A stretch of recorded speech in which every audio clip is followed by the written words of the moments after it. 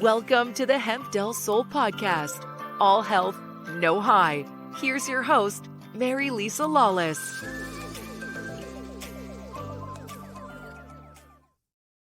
Hello, everyone, and welcome back to another episode of the Hemp Del Soul podcast. I'm your co-host, Jeremy Wolf, and today I'm joined by your host, Mary Lisa Lawless, and a very special guest, her sister, Melinda Lawless-Coker, who's joining us today we're trying to bring her into the fold, because what you ladies do is offer this holistic, total body approach to mental health and wellness.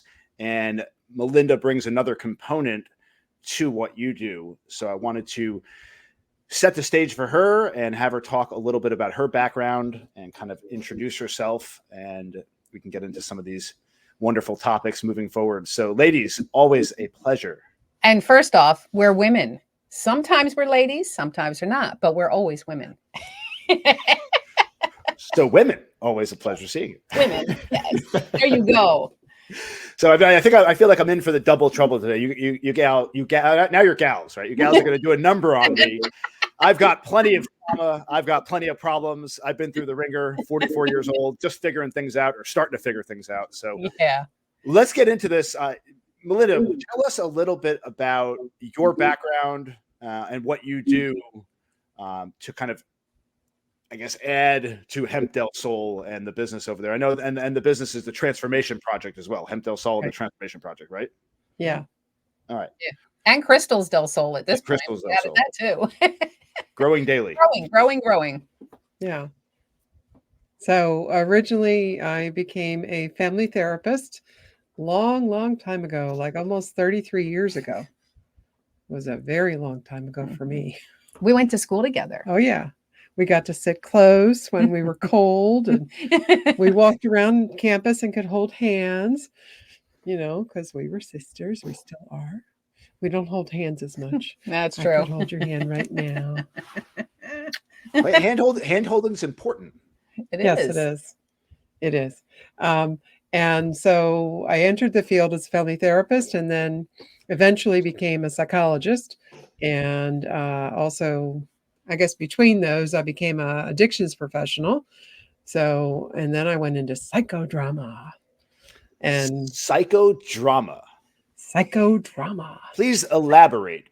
Psychodrama. What is psychodrama? Psychodrama is mostly it's doing things in action, and it's an opportunity to kind of explore something in action. And I talk with my hands, so it really helps to do psychodrama. Role play came from psychodrama. Did it really? Okay. And there's all kinds of exercises and other kinds of things that I do with psychodrama. And I guess there could be a whole separate series of podcasts, which I'm hoping to get into at some point, that are focused more specifically on that. And it also includes energy healing kinds of practices. So that's part of it, is that the energy is moving, and we're literally moving, meaning that we're standing up and moving. And I've adapted, of course, what I do with psychodrama for people that are not able to stand up and move, but we can still move in some way and do some kind of physical activity or exercise. So that's part of it. There's a lot more I could share, but that's a good start. So the energy healing is the Reiki, right? That's part of it. There's lots of things that could be called energy healing. Okay. And even what we do in terms of therapy is a process of moving energy, moving the energy around different issues and different concerns that people have. Working with the crystals is another way to look at the energy and use the energy, tap into it for healing. So there's actually a number of different ways that we do energy focused work.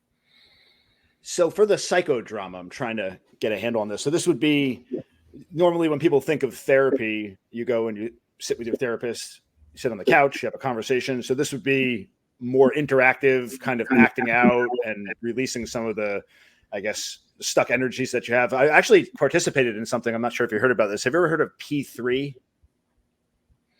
No. Not offhand, not right away. So I can't remember off the top of my head what it stands for, but it was a weekend I went to with a group of people, and it was a super intensive form of therapy where you do act out and you unleash all your emotions, crying and screaming and yelling. You do role play, all this kind of stuff. It was extremely intense and powerful. Mhm. Very experience, and that your explanation of the psychotherapy reminded me of that experience because it was essentially psychotherapy. So I'm surprised you haven't heard about that. I'll have to get some more information about P3. So when did you ladies, women, Good catch. when did you join forces and link up together? Talk a little bit about kind of the evolution of the transformation project, Hemp Del Soul, Crystals of Soul, and how all of this came together. I know, Mary Lisa, you've had background with your family in therapy initially with your sister. Talk about the evolution and how you kind of landed where you're at today. Yeah, and, I can talk about the transformation project. Our mom led the way, Mary Ann. I mean, she was like, fathers and sons have been doing business together. Why can't mothers and daughters? And so we were in graduate school in the late 80s. And with her too. And yeah, she was there. She was 1 year ahead of us. But coming from different paths, we all ended up in the same place. So it was kind of cool. And, I guess it was Melinda who was in on getting our first space for renting here, where we still are. We've been renting over 30 years now, but, that was you who, went with her to do that. So yeah, right out of graduate school, which was cool. That Yeah. was unusual at the time. Usually when you finish graduate school, there's a time period where you have to just pay your dues, work in the field, and then eventually maybe you'll go private. But it was nice to be able to start right away. And our mom was ready to do that too. So yeah, and we all did have full-time jobs, but we started with the transformation project, and we each had one client, but we rented a bay and we set it up and we did support groups and just did a lot of education in the community and that kind of stuff. But most of our first clients came from 12-step rooms, from people with substance abuse issues that were looking for therapy, not just a 12-step program, a support group. They were looking for something more than that. And all three of us had very different styles. So that worked out really well, also. I mean, I've said it before, when people are trying to figure out some of the differences with how we think or how we are, my bachelor's is in photography and sculpting. I have a BFA. Hers is in chemistry, correct? Yeah. And went into the Air Force and, working in Intel and military intelligence. It's Military. an oxymoron. No, I think it's super important to have all of these different perspectives because people get stuck in their own biases and their own prejudices, and you don't know what you don't know. And from what you're doing in terms of trying to help people heal, you bring different perspectives, different journeys to the table. And I think that's really, really powerful to have that. So this is going back 30 years. More than 30 years. Yeah. How long have you been at the location in Davie? 33 years. You've been at that location in Davie for 33 years? Yeah. Wow. And we thought that it was really important to maintain the same space so that people could always find us again. And we have obviously grown, with having the retail store and doing the CBD and the crystals and the energy healing and being an herbalist. And, we've added so many layers to what it is we do. We're always trying to stay relevant and keep looking, keep trying to figure out how to help people heal in the best way. And Melinda's actually kind of funny because she has a much stronger response to crystals than I do energetically. I think it's funny. She's like, "Oh, get that one away from me." "Oh, I like that one." That's true. Yeah. So you're a lot more connected energetically. Yeah.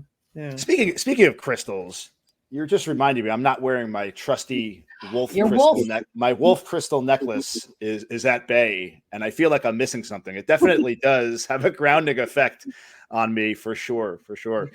So what do you let's shift gears for a minute. Melinda, what do you like to do for fun when you're not working? What do you like to do in your downtime? Watch shows. Shows. Do crosswords. I'm actually more of an introvert, and this is a psychodrama idea too. I send my extroverted self here to do this and to perform or do psychodrama things. My introverted self prefers to be at home doing those other things. She also has a little one. I have she's 9. Really? Yep. I have a 9-year-old son, so we have that in common. Yeah. Okay. Yeah. She has a 9-year-old daughter. Yeah, she's in several different activities, so I get to go to those things, and that's fun too. She's in a chorus and has done performances, and it's nice to be able to see that. And she's in sports. I could spend time talking soccer about and her. basketball, and no, she's an amazing kid. Yeah. But so she's in a different, and I'm an empty nester with grandkids. My oldest grandson is the same age as her daughter. Yeah. Yeah, we started a little late. So you mentioned about introvert versus extrovert. I think I'm very much the same. Mm-hmm. One might not think I do all these podcasts and everything, but I mean, it kind of depends on the day. Sometimes I can be outgoing, extroverted, life of the party. Mm-hmm. And then other times I just want to stay in my own little corner and, read or just be to my own devices. So Right. I don't know. I think a lot of people are probably like that to some degree. I think it's just part of the ride, right? Yeah. Yep. And we're And having there's my little extroverted self. Little StreamYard Well, I dummy. went to the Pod Fest, which was an annual podcasting convention, and StreamYard, who does the recording for this, was there. And I asked them for one of their ducks. So they gave me one. So this is our little shout out to our production crew there. That was my little commercial break. Yeah. So go ahead. Oh no, I want to ask you. I like asking this question. Going back through your journey, Melinda, is there something that comes to mind, life hardship or challenge, something that you struggled with along the way, that you could say that you're, I don't know, better off for having experienced, or maybe it was like a defining moment for you? What comes to mind? Well, actually, there probably will be many. The one I'm going to pick out is from a psychodrama I did.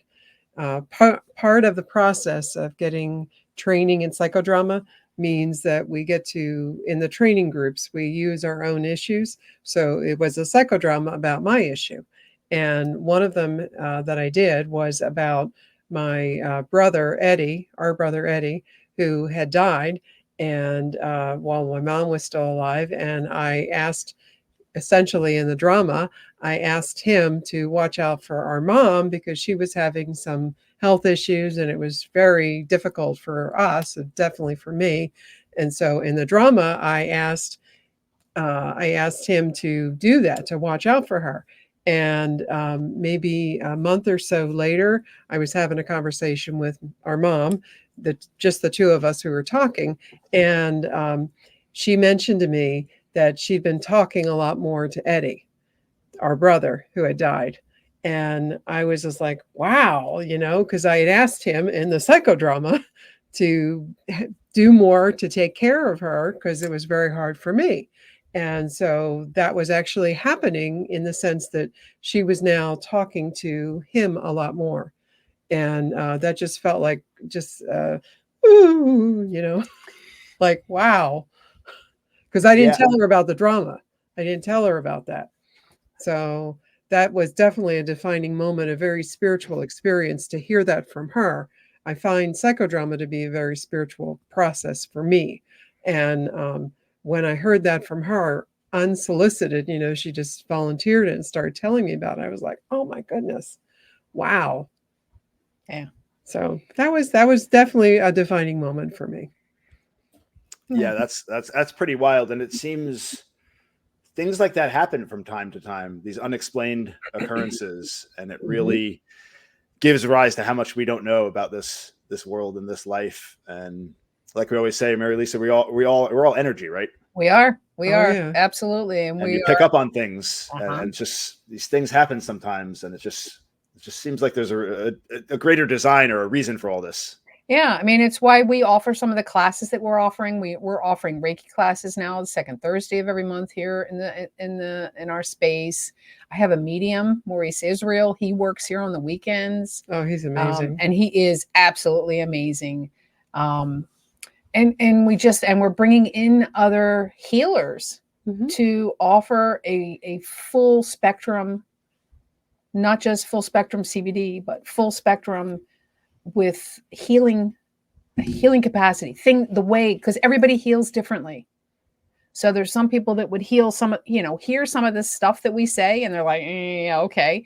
And we know that we need to just deal with them on a more grounded level, more 3D. So there's so many different ways for the human mind to heal.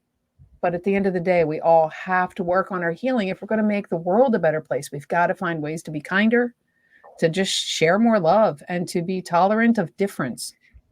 The two of us are very different, but at our base, we love each other. And, Oh, yeah. We spend time together outside of here, outside of work, Mhm. But we're very different people, but it is about tolerance and being kind. Absolutely. Yeah. I've always envisioned, as you know, I've been into similar spaces on my journey. I've explored psychedelics and, like I said, the P3 therapy. That I was actually trying to look online to find it, but I couldn't look at anything right now. But all of this stuff, I also do, as you know, ice baths. I do the breath work, the meditation, all this stuff. I envision a center somewhere, right, that encompasses all of these different modalities and all of these ways that you could kind of build a community with like-minded folks to better yourself on this grand journey that we're all on together. So that's what it's all about, right? Yeah, absolutely. Mm-hmm. And to not try to pigeonhole people to do one way of doing things. Mm-hmm. Because everybody is different. Different strokes. For different folks. That's a good song too. It is. Oh, yeah, goodness. it is. But yeah, I mean, we've come from, we're only a year apart in age, so we had a lot of shared experiences growing up. Mm-hmm. And it's really modeled, it's created the women that we are today. And, that in our practice and our lives as friends and sisters and family, it is a really great colleagues. Yeah. Being able to move forward on a regular basis together. And, we define functional versus dysfunctional families as the ability to come back to the table. Functional families come back to the table when there's conflict. Yep. The dysfunctional retreat to their own corners and whatever. The walls go up. Yeah. And they never communicate again. Yeah. Communication is so fundamental and important, right? We get tied up in the emotions of any given situation, and it's fine if you get overwhelmed with emotion. What I tend to do if I get frustrated, especially around my children, I'll just say, Daddy needs to take a break for a second. I'm going to go calm myself down. Good. And I come back, and because you can't communicate effectively when you're raging. When your 9-year-old does something to just infuriate you, you gotta take a step back and take a couple of breaths, and they get it. They're like, okay, cool, Daddy's gonna go chill out. I call that a daddy. I call that you stepping into the daddy changer. Yeah, I like that. One of the tools she uses is the mommy changer or the daddy changer. Give yourself a timeout. Yeah, absolutely. Well, ladies, I love the work that you're doing, doing wonderful things for the community. And I'm always happy to share and learn more and, continue this fabulous journey together. Mm-hmm. Absolutely. Yep. Glad to know you, Jeremy. Yeah. Thank you. Right. I like your energy. Thank you. I work hard at it. No. Sometimes when I'm being extroverted, it comes out easily when I'm feeling myself. But there are, like I said, there are times where it's, I don't know, you get into some social settings sometimes and you get a little socially awkward. I mean, I do. I don't know about. No, I do too. We all do. And Yep. It's part of being human, and you have to understand that, and it's okay. Mm-hmm. And sometimes silence is golden. Yeah. Sometimes. That's why I like the silent retreats. I still have that Mhm. on my to-do list. Good. Good. I am going to get into that one day. You're going to hold me to that, okay? Yes, I will. All right. Very cool. All right, ladies, have a wonderful day. You Always too. a pleasure seeing you. Nice. Well, actually, I said seeing you and nice meeting you, Melinda. It's the first time Thank we you. cross paths, and it will Yes. not be the last. I look forward to seeing you Okay. again. Okay. And thanks to our listeners for tuning in, and we will catch everyone next time. Take care. Bye. Bye. Thank you for listening to the Hemp Del Soul podcast. Explore our wide range of organic products at hempdelsoul.com. That's HEMPDELSOUL.com or contact 954-854-1039.